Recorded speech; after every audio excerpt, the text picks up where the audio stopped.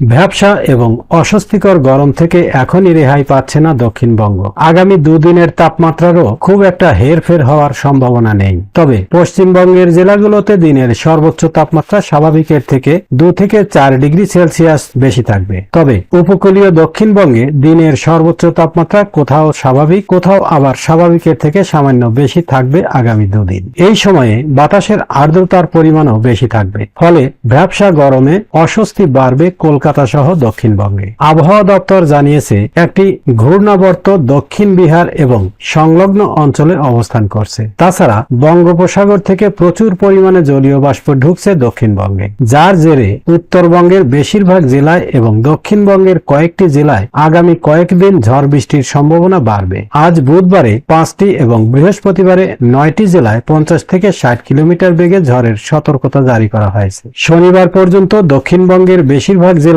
ঝড় বৃষ্টি হতে পারে বলে জানিয়েছে আবহাওয়া দপ্তর। তবে আগামী 2রা জুন পর্যন্ত উত্তরবঙ্গের সব জেলায় হালকা থেকে মাঝারি বৃষ্টির পূর্বাভাস দেওয়া হয়েছে। তার সঙ্গে কোথাও কোথাও আবার 40 থেকে 60 কিলোমিটার বেগে ঝোড়ো হাওয়া চলতে পারে। প্রসঙ্গত, মৌসুম ভবনও জানিয়েছে, আগামী 28 মে বর্ষা ঢুকেছে কেরলতে। এছাড়াও জম্মু কাশ্মীর, উত্তরাখণ্ড এবং পশ্চিম হিমালয় অঞ্চলে একটা পশ্চিমী ঝঞ্ঝা অবস্থা করছে, যার জেরে আগামী 2-3 দিনের মধ্যে আবহাওয়ার পরিস্থিতির বদল ঘটতে পারে। গরমের দাপট থেকে স্বস্তি মিলতে পারে। মৌসুম ভবন জানিয়েছে, পূর্বের কয়েকটি রাজ্যেও ঝড় বৃষ্টির সম্ভাবনা রয়েছে, ফলে স্বাভাবিকভাবেই আগামী 2-3 দিনের মধ্যে তাপমাত্রা কিছুটা নামতে পারে।